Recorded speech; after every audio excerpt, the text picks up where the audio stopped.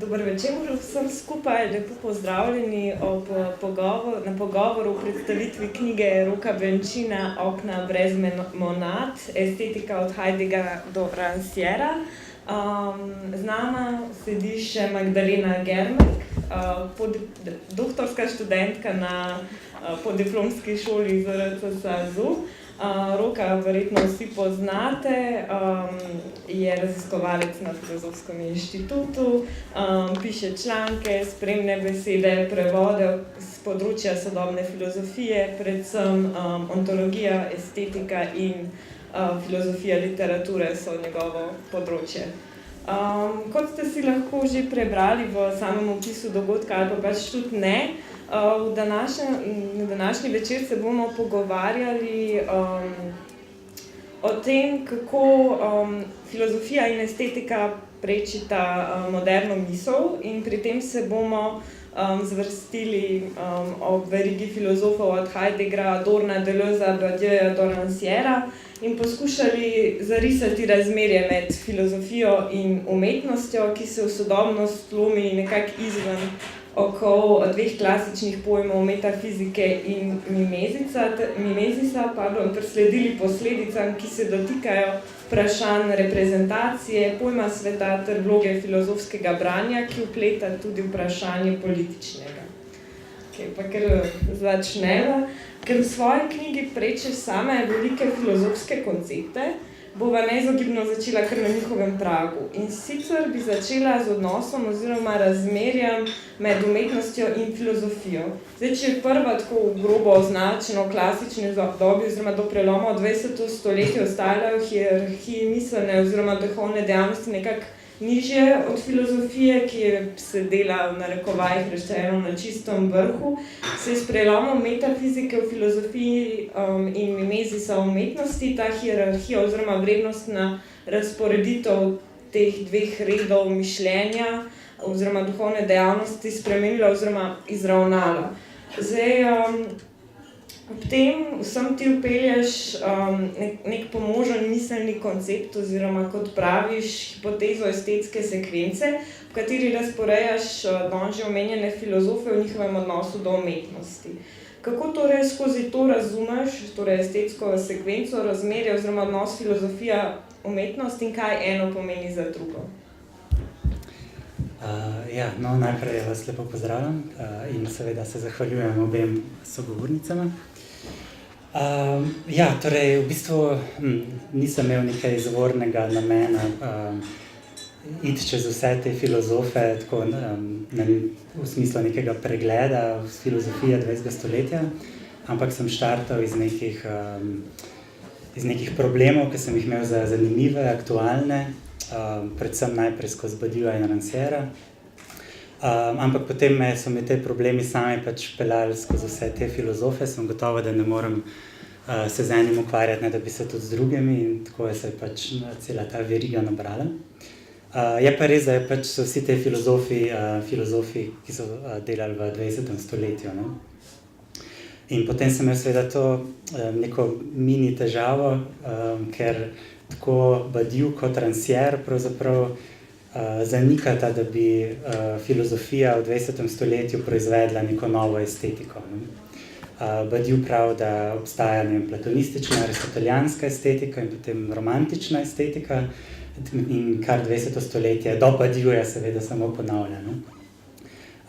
Po drugi strani pa tudi Rancière pravi, da se je ta moderni prelom v estetiki in umetnosti zgodil, kar se filozofije tiče, s Kantom in Schillerjem in Hegelom, tako da tudi nekako zanika, da bi bilo v 20. stoletju nek bistven prelom.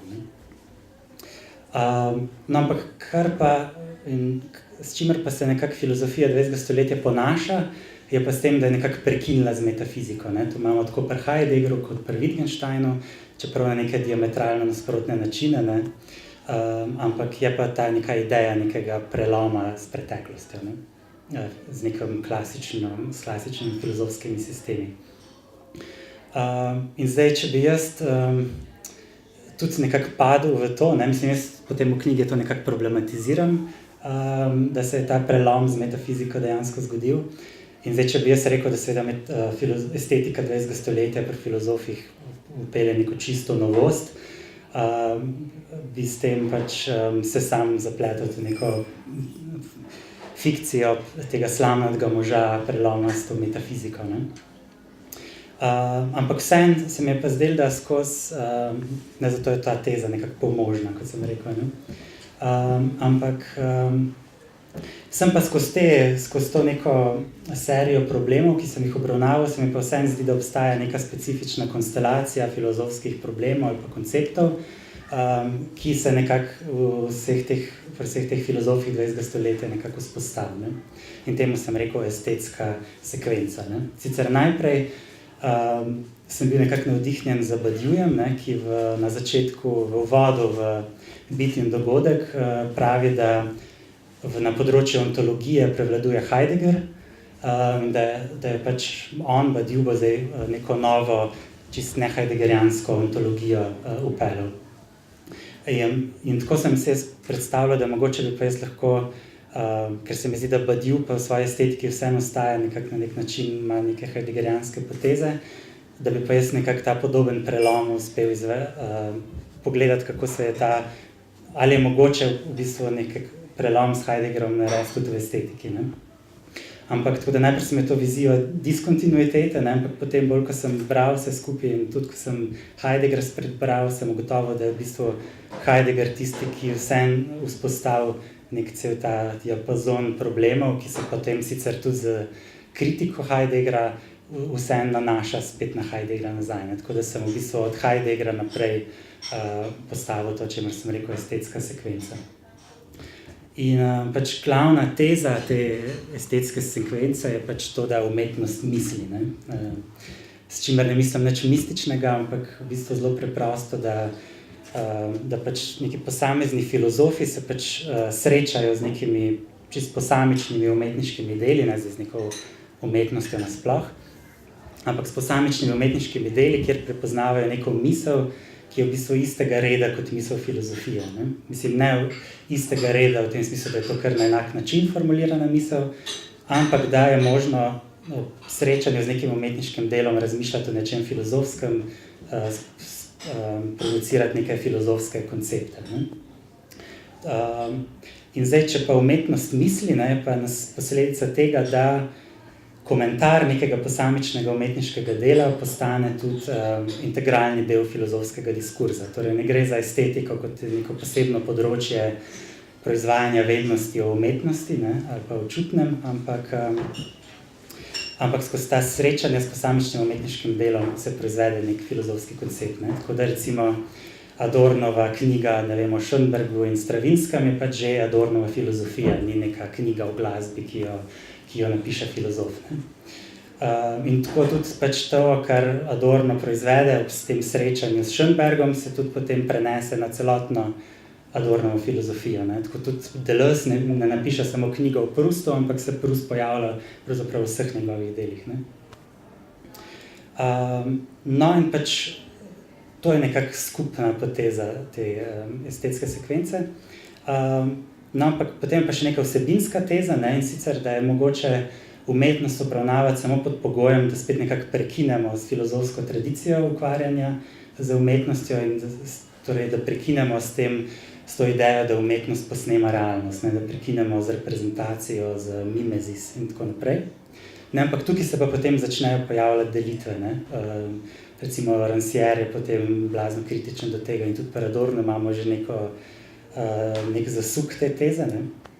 Tako da v bistvu ta estetska sekvenca mi služi ne toliko kot, da bi zdaj hotel reči, da vsi te filozofi govorijo eno in isto, ampak v bistvu služi kot neko ozadje, na podlagi katerega je sploh možno v bistvu meriti razlike, ne, ugotavljati, kje so specifike teh posameznih filozofov. Okej, bom mogoče še malo vztrajala na tej temi. Ustavila sem se ob enem stavku, ki ga preložiš nekje v uvodu, v katerem praviš, da v umetniškem delu lahko obstaja mišljenje, na raven katerega se mora filozofija šele povzpeti, če želi misliti sodobnost. Tem sem se ustavila zmislila, ali v bistvu v tem stavku na nek način znova vzpostavljaš to hierarhijo, ki zdaj umetnost predznači filozofiji. Zdaj, če je to, kaj ima pol umetnost, česar filozofija nima, recimo? Zdaj, recimo, pri kakšnem Heideggeru je definitivno možno to reči, ne, da recimo, če pač Heidegger zgodovino filozofije od Platona pa do Nietzscheja razume kot neko metafiziko, ki v bistvu pozablja to, kar filozofija mora misliti, in to je biti, ne.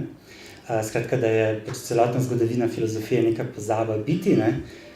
Je pa v posameznih pesnikih mogoče vse najti to ohranitev tega mišljenja biti, v kateremu se zdaj filozofija spet vrača, ne. V tem smislu bi lahko rekli, da umetnost nekaj ima, kar filozofija išče, ne.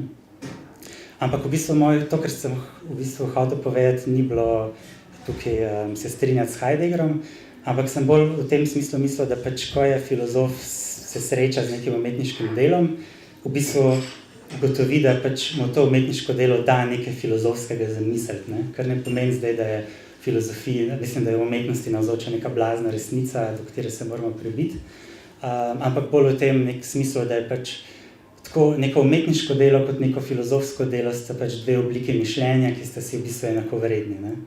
Pa kot pravi kasneje Deleuze, da obstaja samo ena sama misel, ne. Potem je to umetniška, filozofska, znanstvena, niti ni važno, ne. Vsi te koncepti lahko krožijo med vsemi temi, ne. Lahko nek umetnik naredi nekaj na podlagi tega, da je nekaj filozofskega prebral, in lahko filozof sproducira nek koncept na podlagi umetniškega dela. Skratka, bolj sem imel v mislih to neko enakost med vsemi temi oblikami mislimi, kot pa neko sprevrnjeno hierarhijo. Če sem v bistvu prej malo naivno vprašala, kaj ima umetnost, česar filozofija nima, bova v bistvu poskušala odgovoriti naprej z razmislekom o premiku oziroma preobratu od mimezisa k reprezentaciji. Na tem mestu, kot si že sam omenil, začenjaš seznam estetske sekvence s Heideggerom, ki pravi, da umetnost ne odraža bivajočega, ampak izraža samo bit, torej ne posnema dejanskosti, ampak postavlja sveta, ne, in temu se potem priključi tudi Deleuze, ko pravi s pojmom reprezentacije, da to ni le posnemanje realnosti, ampak je konstitucija same realnosti, vzpostavitve, ki izključuje v bistvu neko realno. In prav to zaključeno, prav to izključeno ne bi mislila filozofija, in v bistvu zato pa lahko tudi naprej zapišeš, da se estetska sekvenca vzpostavi kot preplet estetike, ontologije, fenomenologije, ki temelji na kritiki pojma reprezentacije. In pri tem nekako vzpostaviš torej dve polji filozofov. Na eni strani Heidegger, Deleuze, na drugi strani pa predvsem Rancière in Badiou. Zdaj, na kakšen način se eno prelamlja v drugo, oziroma kje so? Torej osnovni zastavek te estetske sekvence, ne, kot se začne pri Heideggeru, je pač kritika reprezentacije, ne. In zdaj, kaj to pravzaprav pomeni, ne? Skratka, ne gre za to, da pač umetnost zgolj več ne posnema realnosti, ne reprezentira realnosti, gre bolj za to, da je pač sama realnost pač nek konstrukt, ne.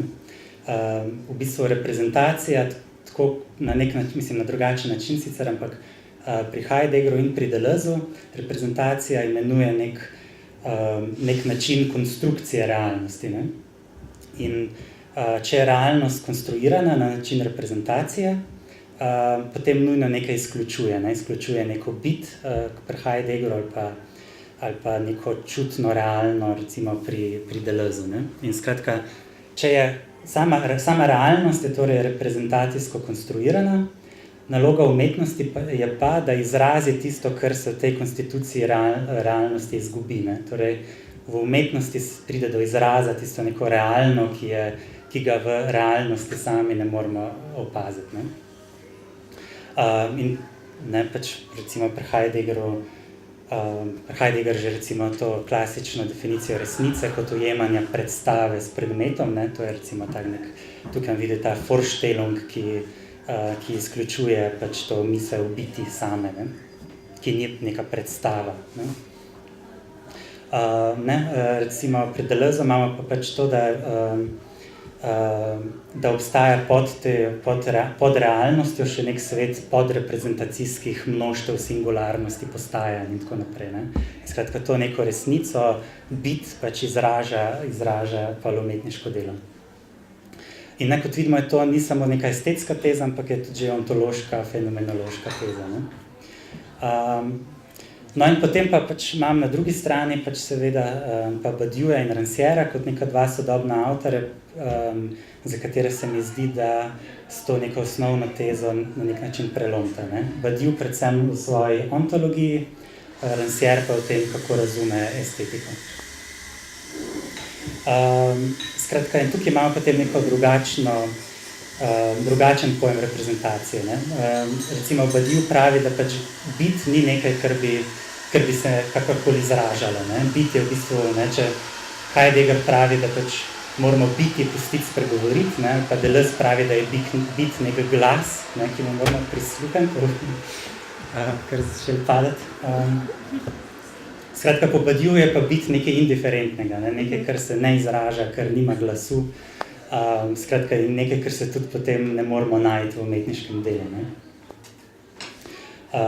Medtem ko Rancière pa v bistvu reprezentacijo, ne, Rancière ima pač seveda to estetsko revolucijo, s katero se začne nek estetski režim umetnosti, s čimer prelomi v bistvu, se zgodi prelom s tem, če ima prav reprezentacijski režim. Ne.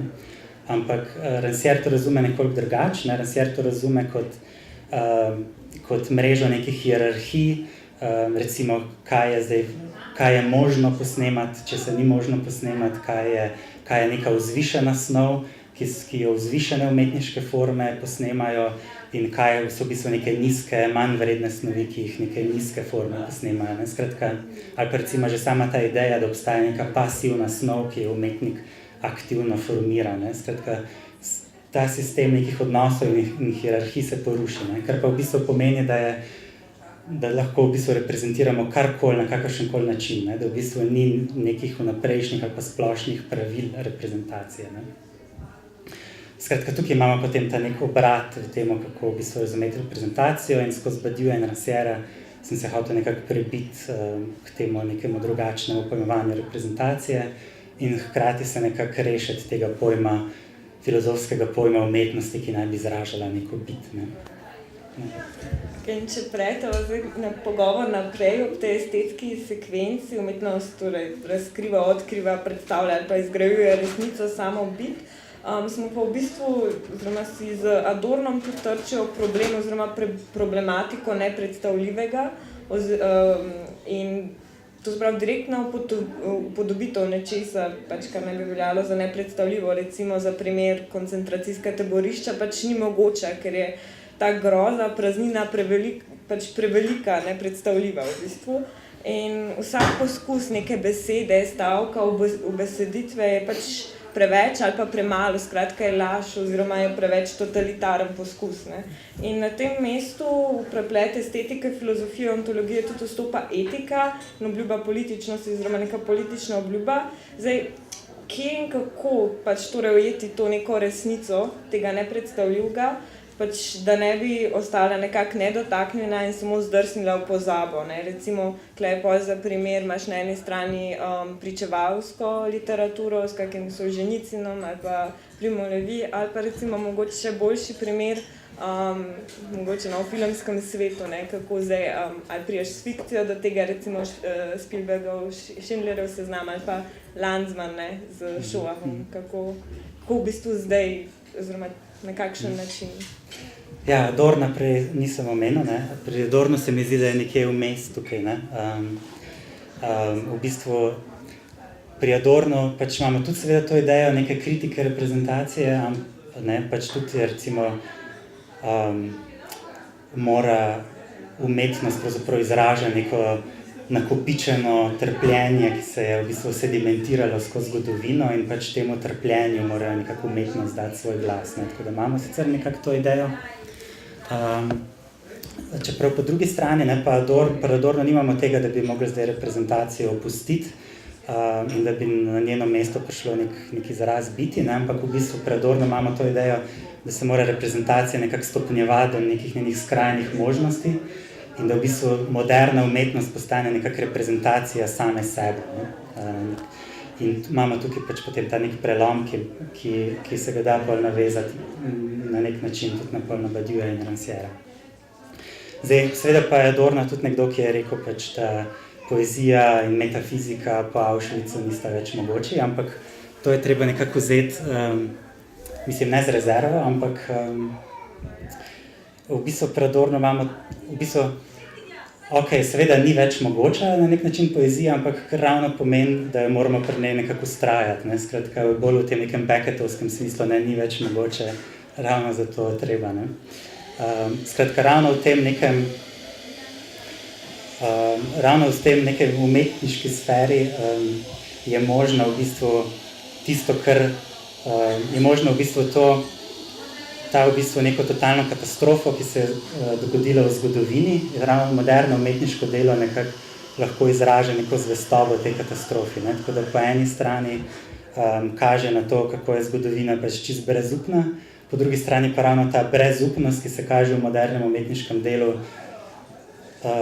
proizvede neko zatočišče za to neko upanje, te neke neizpolnjene politične obljube, ne? Tako da pri Adornu je to izjavo, da poezija ni več mogoča po Auschwitzu, vedno treba brati skupaj s tem dodatkom, da ravno v nekih umetniških delih se lahko pa nekje ohrani tisto, kar je bilo tlele izgubljeno, ne? Kar se pa tiče, ja, potem obstaja pa neka radikalizacija te antireprezentacijske estetike, ne, ki se ponavadi nasloni ravno na to pač pričevalsko literaturo ali pa možnost neke umetniške upodobitve nekega tako skrajnega izkustva, kot je bilo izkustvo taborišča, kjer se pač postavi neka teza, da ja, seveda glavno ta, ne, da pač nobena neka fikcijska umetniška sredstvo ne more pač zajeti te neke izkušnje, ne. In to imamo pa recimo pri Gerardu Važmonu, pa imamo pri Lyotarju, pa celo vrsto teh nekih avtorjev, ki govorijo o tem nereprezentabilnem, ne, ki ga pa lahko na nek način izrazi samo neka zelo specifična moderna umetnost, ne. In kritiko tega imamo potem nekako pri Rancièru, ne. Rancière pa je ravno ta reprezentacijski, ne, režim, ki ga estetska revolucija presega. Ravno tam smo imeli v bistvu te delitve na to, kaj je možno reprezentirati in kaj ni možno reprezentirati. In tam je bila ta ideja, da v bistvu neko specifično izkustvo zahteva neko specifično umetniško formo, ki je primerna za to izkustvo, ne. Tako da Rancière vse te teoretike nereprezentabilnega v bistvu obtoži, da padejo nazaj iz estetike v to neko starejšo. Ravno oni so tisti, ki obnavljajo reprezentacijsko mišljenje, ne. In Rancière potem pravi, da ja, seveda, pač Shoah je pač seveda, mislim, nikakor noče Rancière zanikati izjemnosti tega izkustva, ne, in tudi ne zanika izjemnosti takšnega dela, kot je Shoah Lanzmannov, ne.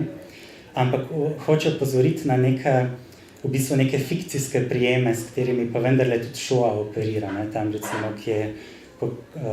tam, kjer imamo ta izsek, kjer kaže tega taboriščnika na tem travniku, kjer je včasih stalo taborišče, zdaj pa to pač nek mehen travnik, ne, kjer v bistvu nič ne vidimo, ne, pač Rancière hoče povedati, da je to, skratka, da rabimo neke fikcijske prvine, da to pokažemo, ne. In hkrati tudi ko analizira to literaturo pričevalcev, nekako skuša pokazati, da uporabljajo neke literarne prijeme, ki jih je v bistvu izumil že Flaubert, ne. Skratka, torej, da ni v bistvu, ni neke posebne, ni treba v bistvu izumiti nekega posebnega jezika, oziroma da jezik, v katerem se lahko to izraz nekako že obstaja in je nastal z estetsko revolucijo že v romantiki v bistvu, ne. No, ampak po drugi strani, ne, pa lahko rečemo, da že pri recimo Gerardu Važmonu, ne, kjer v bistvu kot tisto umetniško delo, ki pa res v bistvu nekako zajame to izkustvo, ne, v bistvu zanje to recimo Malevičev Črni kvadrat, ne, tako da na nek način imamo že pri Važmanu to tezo, da v bistvu umetnost po Auschwitzu je nastala v bistvu že pred Auschwitzem, ne? Tako da tudi pri Vežmanu nekako se da to razbrati. Okay. Zdaj, v bistvu tudi s tem, ko v bistvu ustvarjaš recimo neke nove forme za upodobitev nečesa, neke nove označevalce, hkrati nekako ustvarjaš na nek način tudi neke nove svetove oziroma pač reformiraš na nek način svet, ki je. No in zanima me, v bistvu se bom navezala na sam naslov knjige zdaj, v katerem omenjaš pač okna brez monad, ne. Zdaj, govoriš tudi o problemu sveta. In zanimivo mi je, oziroma nekako všeč mi je bilo, da si se nekako izognil tej nevarnosti, zdrsal neko postmodernistično praznino neskončne simulacije, ampak si vzel zdaj Leibnica, ne, in potem prek Badiouja in Rancièreja nekako prišel do tega kar poetičnega naslova, no. Ja, hvala. Ja, tle je zdaj kar veliko enih stvari, ne. Ampak če se osredotočim najprej, mislim, predvsem na te monade in okna in tako naprej, ne. Skratka, odkot sploh pride, pač, ker marsikdo me pač vpraša, sploh kaj ni z nekako z filozofskih krogov, sploh ne ve, kaj je to monada, seveda večina ljudi, kaj šele zdaj neka okna pa to. Skratka, ja, pač okna brez monad so pač nek koncept, ki je pač koncept Leibnica, ne, torej nek zelo tak klasičen filozofski koncept. In kako sploh pride v to zgodbo? Pride prek Adorna, ne, in Adorno v bistvu Leibnicov koncept monade uporabi kot neko filozofsko, konceptualno metaforo za moderno umetniško delo, ne. Ker pač, kaj je pravzaprav monada pri Leibnicu, ne? Pač Leibnic pravi, da ne tako, pri Descartesu imamo dve substanci, ne? Pri Spinozi imamo eno substanco, ne? Pri Leibnicu imamo pa nešteto substanc, ne? Imamo nešteto, skratka, svet je sestavljen iz nešteto posamičnih substanc, ki se jim reče monade, ne? In zdaj, kar je posebna značilnost teh monad, je to, da so brez oken in brez vrat, prav Leibnic, ne? Kar pomeni, da nič v njih ne vstopa, nič z njih ne more izstopati. Skratka, monade ne komunicirajo ena z drugo, ne? Tako da, če jaz zdaj nekaj govorim, pa vi zdaj nekaj slišite, to ni zato, ker bi moja monada pač nekako učinkovala na vaše monade, ampak je to zato, ker je v bistvu Bog te monade že vnaprej tako naštelil, da v bistvu hkrati, ko ena monada nekaj govori, druga monada nekaj sliši, ne? Mislim, brez da bi pač bila neka vzročna posledična zveza, ne? Torej, in zakaj pač to tako fascinira Adorna? Ravno zaradi tega, ker sem prej govoril, ne, pač moderno umetniško delo ne posnema sveta, ne, nekako ni v odnosu neka abstraktna slika ali pa neka Schoenbergova skladba, recimo, je pač nek čisti hermetizem na nek način, ne, ki je pač na nek način odsekan od sveta, ne.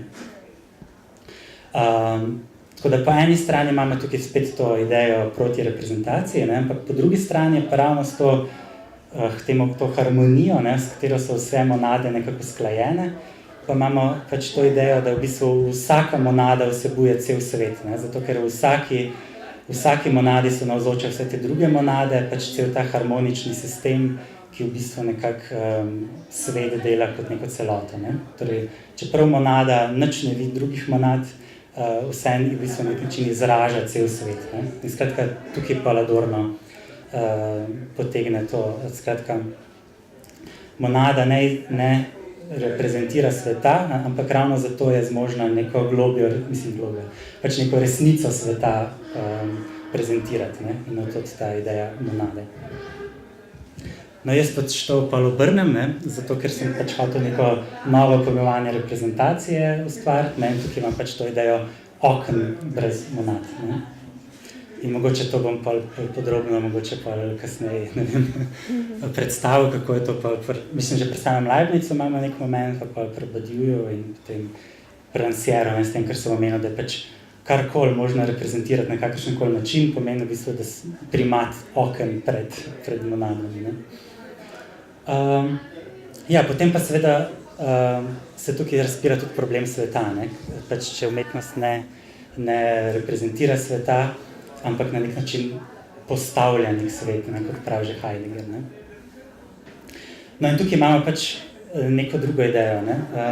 Pri Leibnizu se v bistvu postavi ta ideja, da v bistvu ne obstaja svet nasploh, ne? Ampak vsak svet je nek določeno konstruiran svet, ne? Ker v bistvu te nešteto množico monad je v bistvu na nešteto možno permutacijskih načinov v bistvu postaviti v nek svet. Ne? Zato pri Leibnizu imamo to idejo neskončne množice možnih svetov in potem Bog to pač premisli in ugotovi, da je pač eden od teh svetov pač tisti, ki je najboljši in tega potem tudi ustvari. Medtem ko pač moderna, mislim, pri teh sodobnih filozofih, ki jih jaz obravnavam, pa v bistvu pride nekega obrata perspektive, ne? V bistvu, da je ta svet kot celota na nek način izgubljen in v bistvu ta neskončna množica svetov se na nek način aktualizira. Ne? V bistvu dejansko živimo v mnoštvu nekih svetov. Ne? Ampak potem se seveda spet postavlja vprašanje, kako pa je pol vendarle možna neka resnica, ne? Da ne zapademo v to, kar si rekla, neko postmoderno slavljenje tega mnoštva, ne? Kako je pol možno ustvariti spet nek skupen svet ali vsaj svet, na katerega se pa lahko referiramo. Ne? Kako je možna pa neka resnica v tem mnoštvu svetov, oziroma kako resnica potem ustvarja nek svoj svet. Ne? Tako da ja, mogoče bom pa še naprej kaj bolj preciziral. Ok. Zdaj jaz bi mogoče preskočila na zadnji del knjige, kjer spet pač razmišljaš o odnosu pač filozofijo, umetnost in odpiraš ponovno problem reprezentacije in zdaj tudi interpretacije, ki se kažeta kot politični vprašanji. Zdaj, je umetnost sploh lahko apolitična ali je vsako njeno branje tudi vedno že politično dejanje?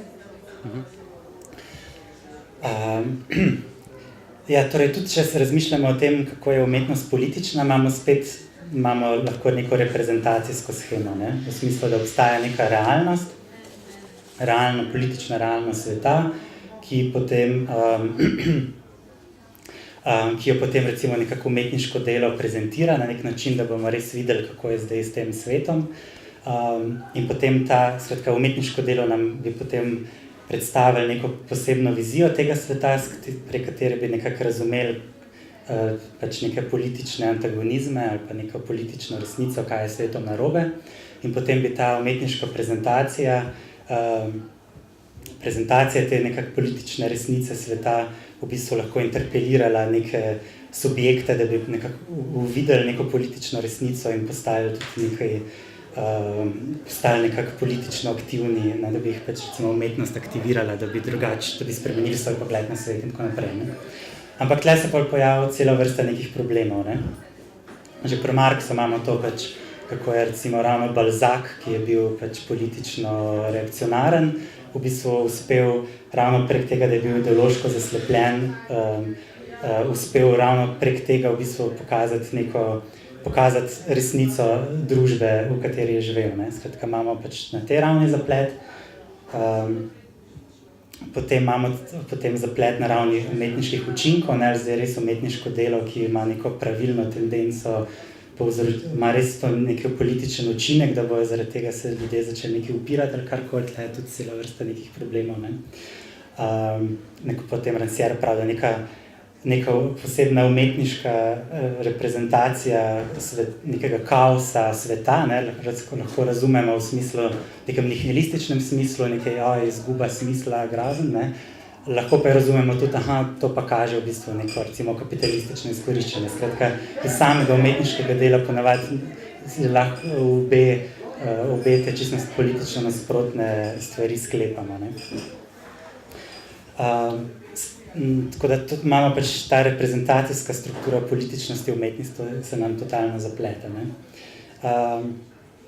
In potem imamo pač neko drugačne načine političnosti. Ne? Recimo to, kar sem že omenil pri Adornu, ne? Umetnost, v bistvu Adorno pač tudi razume recimo umetnost kot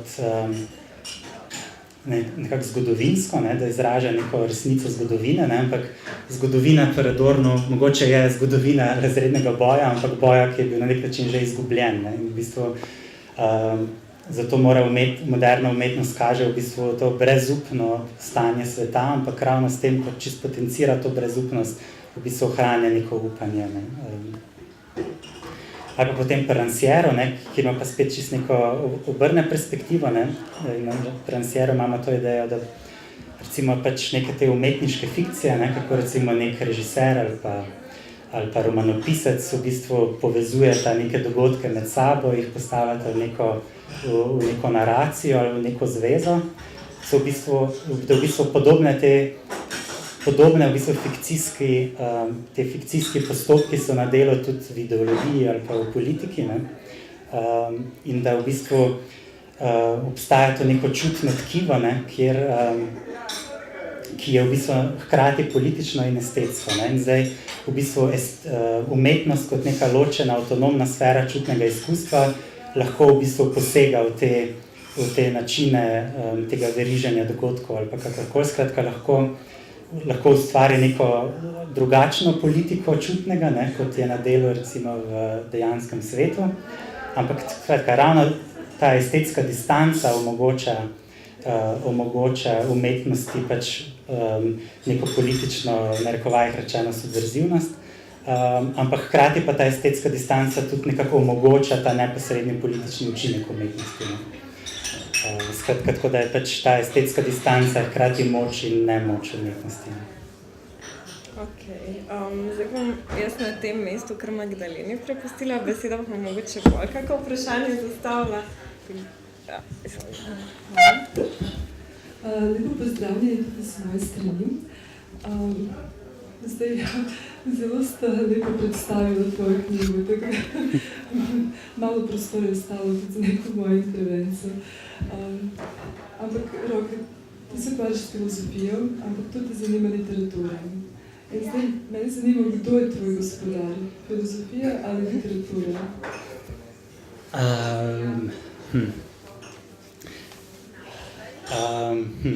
Vprašanje, če imam res gospodarja, ampak mislim, mogoče bi tako rekel, se mi zdi, da kot sem rekel, pač estetiko pač ne razumem kot neko posebno filozofsko disciplino, ali pa ki bi proizvajala neko vednost o umetnosti, ampak razumem v bistvu filozofski odnos do umetnosti ravno skozi neko srečanje. Nek posamični filozof, pač Adorno je pač poslušal, Schönberga, Heidegger je gledal, Van Gogovo sliko čevljev in tle se je nekaj zgodilo.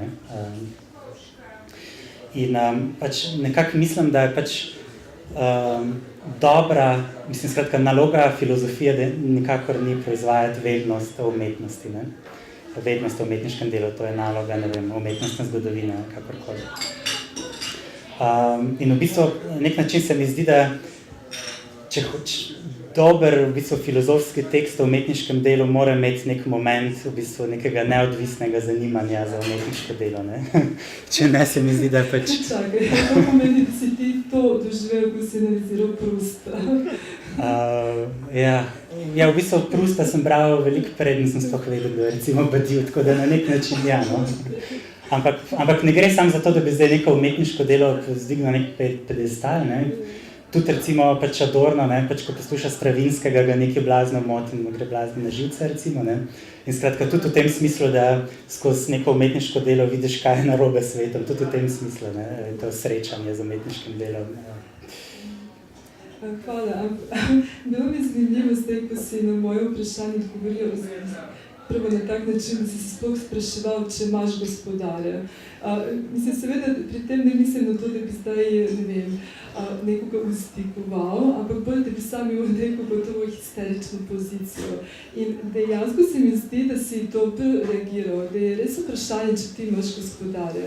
Ker, recimo, ko se bere tvoja knjiga, mislim, vidimo, Heideggera, Adorna, Deleuza, Badiouja, Lyotara, Gambena, Žmana, Rancièra, vse te imena in nekje je tudi težko zaslediti, da bi zdaj rekli, to je tvoj filozof, s tem filozofom se identificiraš. Ker recimo, če gledam recimo pri sebi, ukvarjam se s enim filozofom, na moj žalost še vedno živ in vsako leto ustvari nove dela in jaz ne moram umreti, dokler to ne bom vse prebrala. Torej, pri tebi se to ne verjetno bo Badiou, upam, da vsem prej, Ja, mislim, dobro, prej, če še dodam, pač to je definitivno knjiga filozofija, ne, o tem ni dvoma, ne, mislim, ni knjiga o Prustu, verjetno, ne, tako da, skratka, če hočeš pač dejansko, tudi če hočeš nekaj res povedati o nekem umetniškem delu, se moraš kot filozof držati konzistence koncepta, ne, da pač zdaj vsako knjigo, ko jo prebereš, se ti nekaj novega porodi, ne, skratka, pač, lahko ti je pač, tako kot je recimo Rancière zadnjič v nekem intervjuju, ko je bil tukaj, je imel pač serijo intervjujev in je recimo rekel, da pač njegovi najljubši filmi so recimo neki japonski filmi Mizoguchija, o katerih ni nikoli še nič napisal, ker se mu zdi, da njegov konceptualni aparat v bistvu z njim ne more nič pametnega povedati o tem filmu. Skratka, ne gre zdaj za to, da bi zdaj vsako pač film, ki ga pogledam, bi rekel, zdaj bom pa v njem nekaj filozofskega napisal. Skratka, definitivno je neka konzistenca koncepta, ki je tlele najbolj pomembna. Ne? Ja, pač nekako, kdo je pač filozofski gospodar, v bistvu nekako, mogoče je moja prednost ali pa slabost ta, da v bistvu na nek način se ne morem nekako odločiti med Badioujem in Rancièrom, ki se v bistvu med sebojno kritizirata in v bistvu tudi nekako se mi zdi, da Rancière pač tukaj, Rancière uporabljam kot neko dopolnilo Badiouja in Badiouja kot dopolnilo Rancièrja in me tukaj vedno gre za to, da bi probal nekako sproducirati nekaj pač novega na tej podlagi, ne pa da bi v bistvu se držal nekega komentarja tega ali pa onega filozofa. Ne. Pa tudi pri drugih pač najdem neke momente, ki se mi zdi absolutno, ki rečem, ja, to je to, ne, mislim, ker nimam nujno potrebe na vsakem koraku kritizirati Heideggera, čeprav mi gre večinoma na živce ali pa, ne. Ja, to mi tudi všeč, ker si zdaj rekel ta odnos Badiou-Rancière, neko dopolnitev. In dejansko sem tudi to tako nekako brala tvojo knjigo, posebej ta prvi del, torej govoriš o ontologiji in estetiki in osnovni problem je problem reprezentacije. Zdaj, naštevali smo vse te filozofe in skupno za vse filozofe je točno problem reprezentacije kot mimesis. Potem smo rekli, obstaja skupina, kot so Heidegger, Adorno, Deleuze, ki pač odgovarjajo na ta problem reprezentacije tako, da se sploh hočejo znebiti sami koncepte reprezentacije in iščejo nek koncept, ki bi bil najboljši izraz same biti. In po drugi strani imamo skupino Badiou-Rancière, ki nekje tudi kritizirata koncept reprezentacije kot mimesisa, ampak ga ohranjata hkrati. Zaradi tega, ker si tudi sam rekel, Badiou ima takšno ontologijo, popolne odtegnitve same biti, tako da sama reprezentacija nima kaj drugega, da reprezentira kot sam nič. In tudi na tej podlagi potem Badiou lahko kritizira takšno ontologijo, ki v središče postavlja bit kot neko razkritje, kot neko dorotejo, nek dar, neko odprtost, neko prezenco. Imenuje to poetično ontologijo, ta izraz tudi ti uporabljaš v svoji knjigi. In tudi uporabljaš izraz ontološke poetike. In zdaj iščeš neko alternativo temu. In zanimivo mi je, da alternativo iščeš na tak način, da vzameš od Badiouja njegovo ontologijo, potem si malce oprezen glede njegove estetike, ker vidiš neko povezavo, bliskost Heideggera in Badiouja na tej točki in točno v tem momentu poiščeš Rancièra in njegovo estetiko. In zato sem se tudi spraševala, recimo, glede samega Rancièra in tvojega izraza estetske sekvence, ali te slučajno Rancièrov pojem estetskega režima asociiral sploh recimo na ta pojem estetske sekvence? Ja, torej, če gremo od začetka tvojega vprašanja, ja, recimo, preko sem omenjal pač Leibnica in to mnoštvo monad, ne. Skratka, pač ta ideja, da obstaja neka ontološka raven, kjer imamo neko nešteto množico substanc, ne, je v bistvu nekako odzvanja potem pri Badiouju, ki ima tudi pač v svoji ontologiji to idejo pač nekega mnoštva, ne, ki so pač, s katerim začne svojo filozofijo, ne. Ampak pač tukaj obstaja neka ključna razlika. Ne, če se pač pri Leibnicu imamo res neko mnoštvo substanc, to pri Badiouju ni tako, ne, kot dobro veš. Skratka, Badiouijeva ontologija, ne, kot prav, ne, če pač bit če se bit sama po sebi je pač nedostopna, ampak se pa nek način prezentira, ker vendarle je neki in je nič, ne. Torej se prezentira kot neko čisto mnoštvo in pač najboljša, mislim, misel mnoštva, ki je prišla najdlje, je seveda matematika in teorija množic, ne. In zdaj, skratka, ta mnoštva se pa spremenijo nekako v množice, ne. In zdaj, torej, nimamo pač neke osnovne enote, ki bi bila pač neka množica, zato ker pač, kot pravi Badiou, ne, teorija množic nikjer sploh ne poda definicije množic, obstaja samo neka relacija, ne, pač nekaj je element nečesa, ne, skratka, A je element alfa, skratka, ena množica je element druge množice, ampak že ta prva množica je pač mnoštvo nekih množic in tako naprej, skratka, imamo skratka, v osnovi obstaja neka relacija, ne pa neka osnovna entiteta, ne. In skratka, to, da pač nekaj obstaja, samo če je element nečesa drugega, ne, to je v bistvu prvi moment tega, čemer sem rekel okno brez monade, ne. Nekaj je element nečesa, skratka, imamo samo okna, nimamo pa nobenih monad, ne. Ja. In v bistvu, kar se estetike tiče, ne, sem tudi prek Rancièra pač imel to intuicijo, skratka, da ne smemo pač razumeti več estetike na ta način, da se bit nekako izraža, da pač razbije vsak reprezentacijski okvir, ampak da imamo v bistvu samo okvirje, ne, v bistvu samo ta okna, ki seveda lahko pač skozi njih vidimo karkoli, ta okna so lahko kakršnakoli že, ampak skratka ni nek fiksiran okvir, ampak spet imamo to idejo pač nekega množenja okvirov, ne pa nečesa, kar bi morali izraziti, ne, pa nekaj takega. Skratka, to sta neke dve osnovni poanti tega koncepta, kvazi koncepta oken brez monad. Zdaj sem malo izgubil nit s tvojim vprašanjem, čakaj, potem...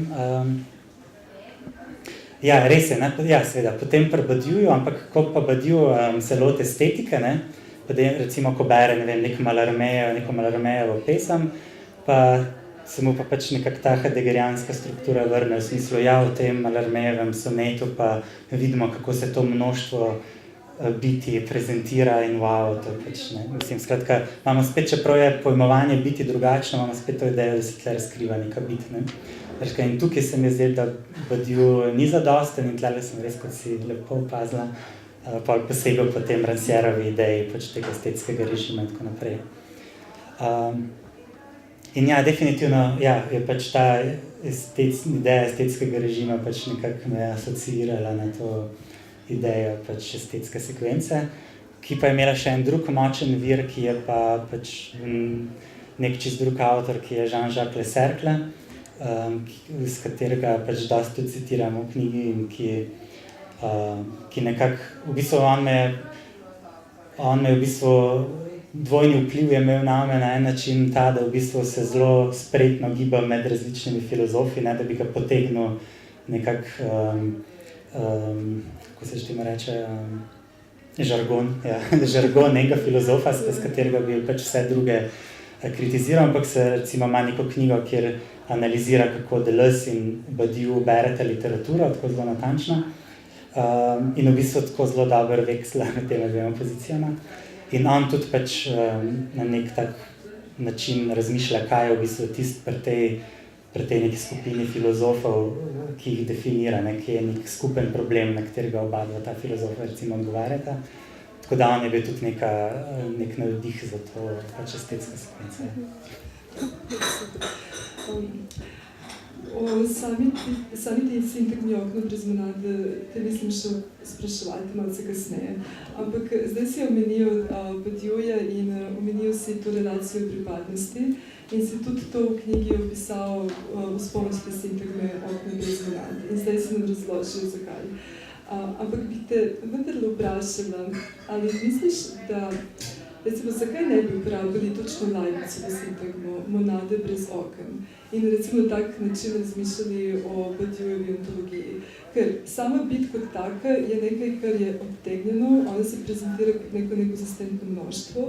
Razumem seveda, da nima to neko substancialistično držal kot neka monada pri Leibnizu, ampak hkrati pri Leibnizu je prisotno eno nerazmerje, to, da okne med seboj ne komunicirajo, da monade, da med seboj ne komunicirajo, torej da ni okna. Ne. In tudi pri samem Badiouju v osnovi, ne, v bitem dogodku je konstantno to neko nerazmerje, neko zasledno množstvo in sploh samo vprašanje relacije pri Badiouju v bitem dogodku je problematično. Toliko problematično je, da je Badiou moral nadaljevati z novim projektom Logike svetov in tam je zastavil problem relacije, konzistence in tako naprej. Torej, se ti zdi mogoče, da bi tudi ta koncept, ne, sam Leibnizov koncept monade brez oken, točno zaradi tega momenta, da izhaja iz biti, kot sam praviš, ko praviš primerjave med Leibnizom in Badioujem v svoji knjigi in hkrati tudi izhaja iz nekega nerazmerja, ki je tudi prisotno pri Badiouju, v ontološki razmerju. Ja, zanimivo, ja. Mislim, skratka, ja. Mislim, te ideji monad brez oken se nekako ne odpovem, ne, zares, ker pač nekako skozi razumem tudi umetniško delo na nek ta način, ne. To s tem nerazmerjem, ja, zelo pač kompleksno vprašanje, tudi ne vem, če bom uspel dejansko zelo lepo odgovoriti na njega. Ampak ja, recimo sploh ko se Badiou pač nadgradi svoj sistem s temi logikami svetov, ne, tam se mu v bistvu monade spet vrnejo, ne, ker tam pač, če pač tam razpravlja o biti, ne, v biti in dogodku tle pa razpravlja o svetovih, ne, o svetu, ne, svetovi pa dejansko so sestavljeni iz objektov, ne, ki so pač potem tvorijo neke relacije, ne, tako da v bistvu tukaj pa imamo te osnovne gradnike in spet pridemo nazaj do Leibniza, ne, in v bistvu je zelo, mislim, da je pač ta vpliv Leibniza, celo se ga Badiou, ne vem, če se ga čisto zaveda, da je v bistvu zelo močno prisoten, ne, tudi ker pač vsak svet, ne, pri Badiouju, ne, pač pri Badiouju pač živimo v nekem, ne pravi, da človek živi v bistvu v nepregledni množici svetov, ne, pač sem kot raziskovalec, kot ono, skratka v vsaki družbeni vlogi ali pa, to zdaj pač malo potvarjam Badiouja, ampak skratka, kakršnokoli, tudi to mizo je mogoče misliti kot nek svet, ki je sestavljen iz nekih osnovnih elementov. Skratka, imamo nepregledno množico svetov in na nek način je pač se ena stvar, ne, ali pa en človek lahko pojavlja v neštetem množstvu svetov, tako da imamo tukaj neko nerazmerje med pojavnostjo in bitjo, v tem smislu, da se en kos biti, ne, če grobo rečem, pojavlja v neskončnem številu svetov, hkrati pa tudi v nekem določenem svetu se nekaj ne pojavlja, ne, tako kot ima pač Badiou te primere, ne vem, pač ta klasični marksistični primer, ne vem, proletariat je prezentiran v situaciji, skratka obstaja v tem svetu neke družbe, hkrati pa ga recimo na politični ravni nič ne reprezentira njegovih pravic, ne, ali pa recimo ima tudi pač primer migrantov, seveda Badiou, ne, kjer pač dejansko so del sveta, ampak niso del sveta, ne, so prezentirani, ampak niso reprezentirani, imamo pač to neko nerazmerje skozi, ne.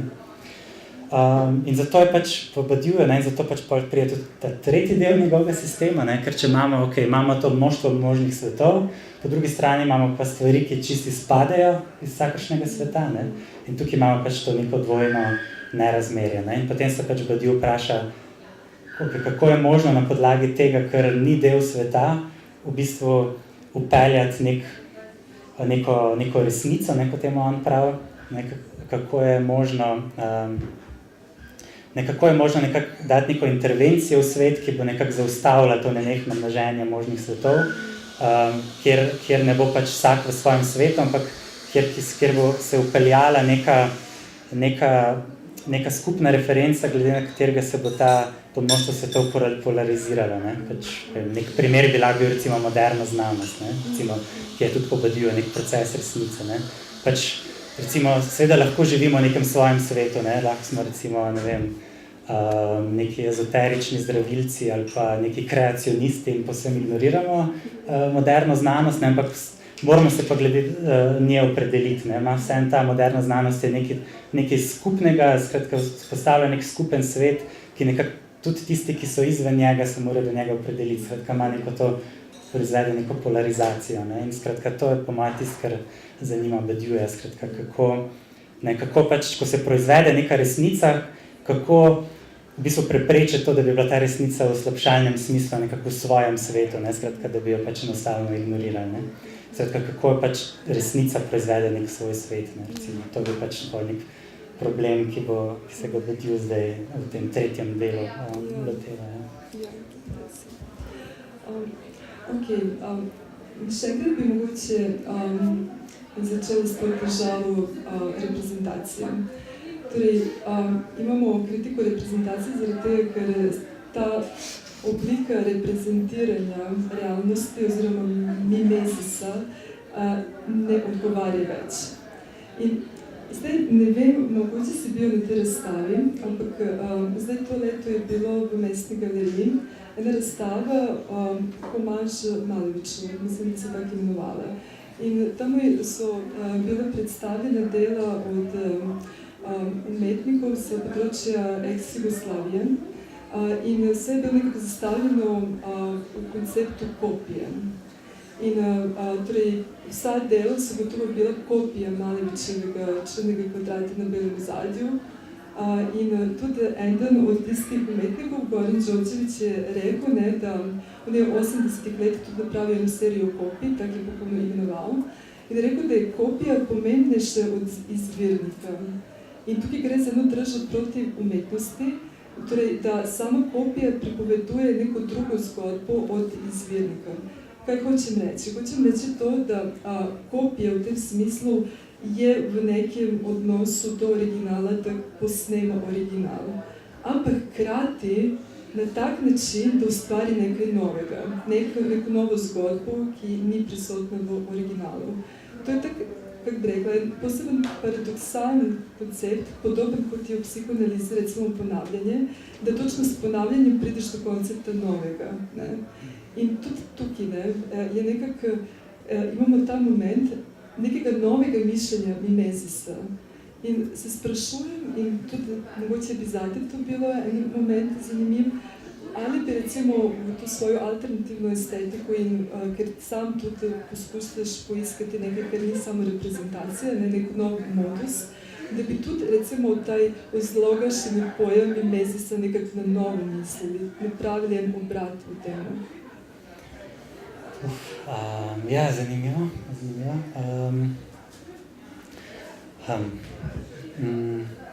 Ja, tukaj imamo pa v bistvu problem kopije znotraj same umetnosti. Ne?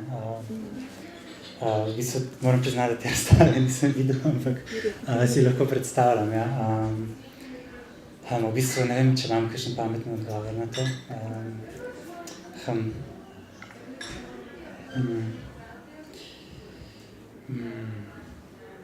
Ok, lahko tudi o tem razmišljaš, mislim, kasneje za nekom Če se ti sploh zdi to zanimivo vprašanje, oziroma da je resno ideja mimezisa na nek nov način. Ja, mislim, pri kopijah je verjetno problem, kaj z njimi proizvedeš. Ne? Če proizvedeš nekaj zanimivega, je to seveda super. Ne? Če je pa to pač neka zgolj igra neke autoreferencialnosti, po moje nima perspektive, ne? Če pa je važno, kaj v bistvu s tem proizvedeš, kaj je pa spet odvisno od vsakega primera posebej. Ok, torej prvi del knjige se ukvarja s tem odnosom ontologije estetike, drugi del knjige nadaljuje v smeri fenomenologije in estetike. Zdaj, mogoče smo mi navajeni, da po ontologiji gre fenomenologija, ampak v osnovi to ni nekaj, kar bi morali pričakovati. In sploh to, da zdaj te zanima tudi ta preplet estetike in fenomenologije. Zakaj? Zato, ker se tudi sprašujem, če dejansko v tem delu gre za fenomenologijo ali pač gre za en koncept sveta. Ker recimo, zamislimo, da bi recimo Badiou ne napisal knjigo Lojevih svetov, njegov fenomenološki projekt, in da je ostal samo na biti dogodku in da je v biti dogodku pač situacijo imenoval kot svet. Ker to itak uporablja kot drugi naziv za situacijo svet. Potem bi bi imel ta koncept, ne, in mogoče bi spet bral prosto čez ta koncept. Torej, ali sploh sama fenomenologija oziroma tema pojavljanja je zate relevantna tema? Ja, definitivno mislim, da sta to dve v bistvu nerazločljivi temi, ne. Pač nekakor ne mislim, da mislim, da je to delitev itak v filozofiji na estetiko, fenomenologijo, ontologijo, pač neka umetna delitev in da je vedno v bistvu važni so koncepti, ne pa to, zdaj, kako se jih da razparcelirati na neke discipline ali dele filozofije ali kakorkoli. Tako da, ja, v bistvu se strinjam s tabo, da v bistvu bi se dal, ja, ne da me zdaj koncept pojavljanja ne zanima, ampak mislim, da ja, definitivno je pač, ne, če se sprašujemo o biti, se moramo spraševati nekako tudi o svetu, ne, ker če ne spademo po mojem neko vrste mistiko, tako rekoč, ne. Tako da ja, definitivno mislim, da sta to prepletena problema, ki se jih v bistvu lotevaš, ki jih v bistvu samo nekako umetno ločeš, da lahko neke različne momente izpostaviš, ampak da so pa iste, da pa vedno gre za neko isto stvar. Ja, in ne samo to, spet imamo ta moment reprezentacije. Ne. Kot sam praviš na začetku tega drugog dela, ne, svet na nek način, koncept sveta ni obstajal, dokler so bile te velike zgodbe, velike pripovedke, velika metafizika, velika totaliteta. Takrat, ko je z Lyotardom rečeno, zdaj je konec tega, smo mogoče tudi odkrili en lokaliziran koncept sveta kot neka singularnost. In to je tudi povezano mogoče s konceptom reprezentacije. V tem času, ko smo reprezentirali svet, nismo imeli svet. Ko smo ga posnemali, ga nismo zapravo imeli. Zdaj, ko to ne počnemo več, zdaj ga imamo. Ja, če pač razumemo svet kot nek univerzum ali pa kot nek kozmos ali pa kot z vidika ali pa kot tisto, kar je bilo ustvarjeno, skratka skozi neke mitološke, religiološke ali kakorkoli okvire, se v bistvu problem sveta niti ne zastavi, ker imamo neko vnaprej dano celoto in v bistvu šele kot to neko eksterno celoto, ki okvirja v bistvu neko celoto stvarstva, kozmosa, kakorkoli, v bistvu se nam ne zastavi problem sveta kot takšnega, ne, šele v bistvu s tem, ko svet postane recimo z Leibnicom nekaj čisto določenega, specifičnega, se nam v bistvu postavimo vprašanje, kaj sploh je svet, ne. Svet je pa neke vrste, kot mislim, da napišem, pač okvir, ki pa ni nikoli sklenjen, ne, ki pač ni čisto jasno, kaj svet povezuje v celoto, ne, in tukaj imamo pač potem to problem množenja svetov, ne, in potem je pač, kakorkoli že definiramo svet, ga na nek način reprezentiramo, ne, imamo pač ta reprezentacija oziroma ta okvir, skozi katerega razumemo nek določen svet, ne, nekaj to skrat rečemo, ne, svet umetnosti, svet tega, svet onga, ne, pač ima svet že kot beseda vse to neko mnogoterost, ne. In torej skratka, na nek način moramo ga reprezentirati, da bi ga lahko sploh imeli, na nek način. Ampak to je takrat, ko pač ta ideja celote v bistvu nekako umanjka, ne. Ja, oziroma tudi, ko neko drugo idejo celote pač je pač neke vrste že reprezentacija, ja, recimo. In ja, sam si rekel, da mogoče Badiou sploh ne prepozna Leibnica, v tem smislu neko, kot tudi je neka močna povezava z Leibnicem, njegove filozofije in Leibnicove. In zato je bilo zanimivo, ne, nekako v središču tvoje knjige, ki se ukvarja s sodobnom estetikom, da naletimo točno na figuro Leibnica. Mislim, nekako smo navajeni, da se sodobna filozofija bolj ukvarja z Descartesom ali Spinozom, če govorimo o neki novoveški filozofiji. Ja, pa estetika z Kantom in Hegelom. Ja, točno to. In ne, mi naletimo na Leibnica. In zdi se mi, da paradoksalno nisi začel s Leibnicom, pa prišel do sodobne filozofije, ampak obratno, da si unutar same sodobne estetske filozofske misli najdu Leibnica. In to zanimanje za Leibnica še vedno traje, ne? Ti to leto imaš predavanje na temo metafizika in melanholija in tudi se ukvarjaš s tem paličnim konceptom metafizike pri Leibnizu. Mogoče boš tudi jutri imel predavanje na temu Leibniza. Ampak veš, kaj me zanima? Zanima me samo to, ali je zapravo ta vez med sodobno filozofijo in Leibnizom možna samo na podlagi tega obrata unutar samega Leibniza, recimo obrata, ki si ga ti napravijo okno brez monad. Torej, a se lahko obrnemo na Leibniza samo na tak način, da ga obrnemo? Ja. Mislim, skratka, eden od teh stvari, ki sem vedno, ko sem delal knjigo, me je bilo malo, mislim, ne strah, ampak skratka, naredil sem nekaj res, s Heideggerom, skratka, zanemaril sem, skratka, seveda bi lahko vse te elemente, te estetske sekvence iskali, definitivno pred Heideggerom, lahko bi šli do Hegla, do Kanta, do Schillerja in v končni fazi do Platona in Aristotela in ne vem kam. In jaz sem tle naredil nekaj res, ki je na nek način umeten. In potem sem se rekel, bom se ukvarjal z 20. stoletjem in sem tudi proizvedel ta pojem estetske sekvence, da sem to nekako smislil. Ampak potem je pa vrnil ta Leibniz kot nek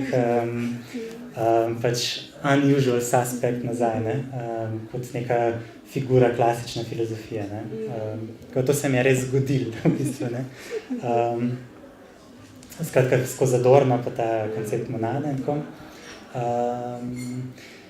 In ja, Badiou, zakaj je Leibniz potem nekako, seveda v sodobni filozofiji je v bistvu relativno zanemarjen v primerjavi s Spinozo, Heglom in tako naprej. V bistvu, ja, zato ker je v bistvu, če Leibniza gledamo skozi to neko šolsko filozofijo, vidimo neko filozofijo nekega absolutnega reda, vse ima svoj zadostni razlog, ne živimo v najboljšem možnem svetu, s česar se je že Voltaire norčeval. In skratka, Leibniz na prvi pogled je nekaj relativno neuporabnega za sodobno filozofijo. In tudi Badiou v bistvu ga gleda, ga obravnava tako zelo obrobno in ga gleda skozi to v bistvu skozi to kritiko metafizike, ki jo hočem nekako zavreči s svojim delom. Leibniz to sicer proizvede to neskončno množstvo, ki ga ima za neko ontološko jedro, ampak hkrati pa to množstvo povsem podredi tej figuri enega. Bog pogleda, to je najboljši možni svet, super, to bomo ustvarili. In skratka, to mu nekako ta Badioueva obsedenost s kritiko filozofije enega mu po moje onemogoča, da bi se res lotil Leibniza. In skratka, to se mi zdi, po eni strani imaš, ko se sodobni filozof in hoče nekako pogledati nazaj v zgodovino filozofije in nekako gledati na te klasične metafizične sisteme, imaš nekako dve variante. Bodi si probaš izluščiti to, čemu se reče racionalno jedro, pa zavreči te spekulativne presežke. Po drugi strani je pa izziv bolj ta, kako v bistvu samo to metafizično jedro nekako prisvojiti za današnji čas. In v bistvu tudi Badiou, ko se zdaj sprašuje, kaj je v bistvu svet resnice, imamo spet to vprašanje, kako iz tega množstva svetov pride do nekega enega sveta, da se mu ta Leibniz v bistvu nezavedno mogoče vrača na nek način. Tako da ja, skratka, po eni strani seveda obrnem Leibniza, da pride na nečesa zanimivega, ga nekako razgradim na te monade in svetove in tako. Ampak po drugi strani pa tudi pravim pokazati, kako je že v samem Leibnizu to na nek način tudi razgrajeno, ker imamo ta paradoks, recimo, monada je recimo hkrati sestavni del sveta in hkrati je tudi vidik na celoto sveta, vidik na vse druge monade. In Leibniz ima tukaj to metaforo mesta, recimo Bog gleda mesto in ga obrača na vse načine in skozi vidik vsake monade pogleda na mesto. Skratka, monada je hkrati stavba v mestu in hkrati vidik na celoto mesta. In skratka, Bog gleda vse te možne vidike in se šele pol na nek način odloči, da bo en vidik ustvaril in s tem ustvaril en svet, ne pa drugih. Tako da že pri Leibnizu imaš ta moment pogleda nekega okna, ki predhaja v bistvu skok stvaritvi monad, imaš tam nek paradoks. Tako da že Leibnizu se da najti neko to obračanje sam po sebi. Ja, to me je res zanimivo, ker v knjigi praviš, da same monade niso čisto slepe, oziroma razumiš jih tudi kot percepcije. In potem sem se seveda spraševala, zakaj si se sploh znebil monade in vzel si okno. Torej, dobil si okno brez monad. In potem sem se to spraševala, zdaj, če se znebijo monade, verjetno samo okno brez monad treba, da podrazumeva nek poseben koncept. In potem sem iskala, recimo, v tvojem stvarnem kazalu, sem videla, da obstaja monada, ne pa okno. Ja. Pa ga, mislim, kako bi rekla, v tem poglavlju Mallarméju se tudi sklicuješ na okno, ne, obstaja kot nek... Ja, to se potem naše Mallarmé ima pač v več pesmih okno, ne, kot neko prizorišče, ne, ima pač to nek sonet, kjer se, recimo, kjer imaš pač, kjer se te zavese nekako gibajo ob okno, ne, imaš pač okno kot neko prizorišče, neko čisto prizorišče, ne, kjer se pač potem nekaj zgodi, ne, neka glasba, tišina, ali pa dobro, to je bilo zdaj prekompliciran navajati, ampak skratka, ja, ta Fensterwissenschaft je pa pač nek moj prihodni projekt, ne vem. Je pa tudi Rancière, ko je bil tukaj, rekel, da je pač njegov založnik, ta Soj slavni, in da mu je rekel, da pač te napiše eno knjigo, pa je rekel, da ne ve, kaj bi napisal. Ampak da je zdaj mogel podpisati že pogodbo za knjigo, za katero ne ve, kaj bo njena vsebina, in da je pač, ampak mogel je pa že dati naslov in dal naslov Okna in vrata. Smisla, yes. To. Skratka, očitno sem šel v pravno smer. Torej, ja, Fensterwissenschaft je naslednja naloga. Ja, se vidi, ja, da greš v pravi smer, ja. Ampak meni je zanimivo, da recimo točno pri Važmanu tudi obstaja poglavje o oknu. Ja, Važman ima 573 knjiga z naslovom Okno, ki se moram še lotiti, ja. No dobro, evo, lahko se omejimo na knjigo Objekt stoletja, ne? In tamo, dobro, on se ukvarja s likovno umetnostjo, ne? Malevič spet črni kvadrat na belem ozadju. In pravi, ne, da je prišlo do nekega preobrata. Ne. Slika ni več neka metafora za okno v svet, ampak sama slika išče neko realno okno. In uporablja tudi izraz okenska luknja. Oziroma, definira moderno kot slika z luknjo. In ta moment mi je zanimiv. Torej, da imaš bukvalno pozitivacijo luknje, torej, da obstaja to z tega, brez čega si. Ne? In to me tudi spominja na analizo, ki jo Alenka Zupančič v tem delu v svoji knjigi, gotovo si prebral knjigo Seksualna ontologija, in tam govori o negaciji pri Freudu. In poznaš ta primer, ko pacient pravi, to ni moja mama, in ona to naveže tudi na ta vic, ne, sigurno ti je znan, ko gospod pride v kavarno, si naroči kavo brez smetane in takrat govori, da ni smetane, če lahko brez mleka. Torej, na podlagi tega, ne, ona pride do same te definicije, to z brez, ne. Ni dovolj samo reči, da ne, to ni moja mama, torej je tvoja mama, torej ne gre za neko direktno obranitev, ampak da pozitiviraš samo to luknjo. In zanima me, če bi slučajno tudi to okno z brez monad mogoče brali, z brez mame. Torej je pač neka vrsta utajitev na delo, pač da so okna brez monad, ja, mogoče. Ja, mislim, ne vem, če se čisto dobro spomnim, kako je točno to prevajcno, ampak ja, torej moram definitivno še se z Važmanom več ukvarjati, ampak ja, v bistvu, ja, definitivno je pač v jedru te moje ideje pač ta neka luknja oziroma bolj prazen okvir kot neka sama luknja, bi mogoče temu rekel. Ja. Če gremo skozi to koncept luknje, ne, se mi zdi, da spet pridemo nekam zelo blizu neke te bodisi nereprezentabilnosti, bodisi spet neke biti ali ne vem kaj. Skratka, ampak ja, ta moment okvirja se mi zdi pač pa definitivno zelo zanimiv.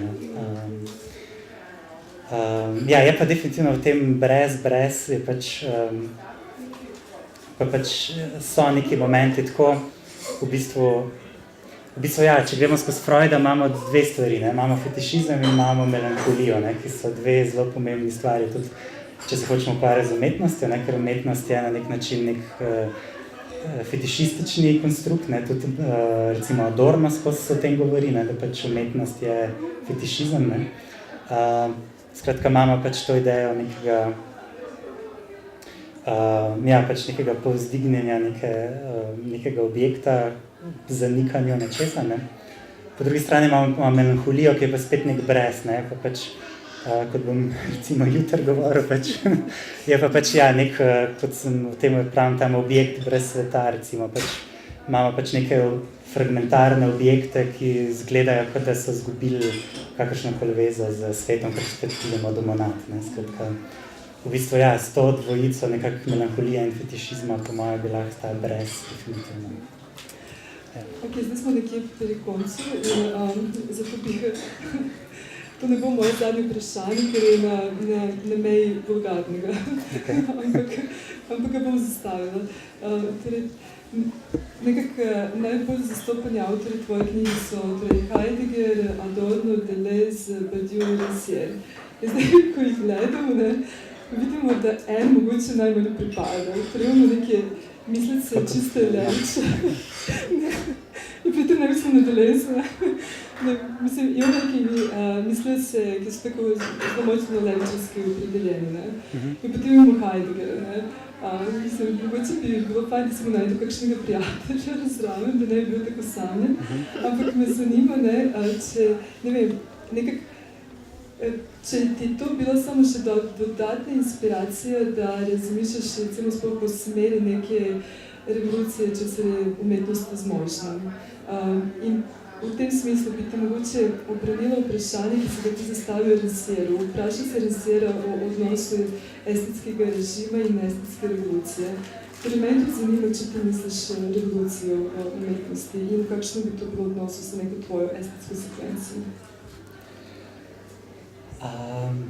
Kot rečeno, tega Heideggera sem se nekako izhajal sem iz tega, da se ga znebim, pa pol sem gotovo, da vendarle se ga ne morem. Kar se tiče revolucije umetnosti, pač skratka pač ne vem, v bistvu, ne vem.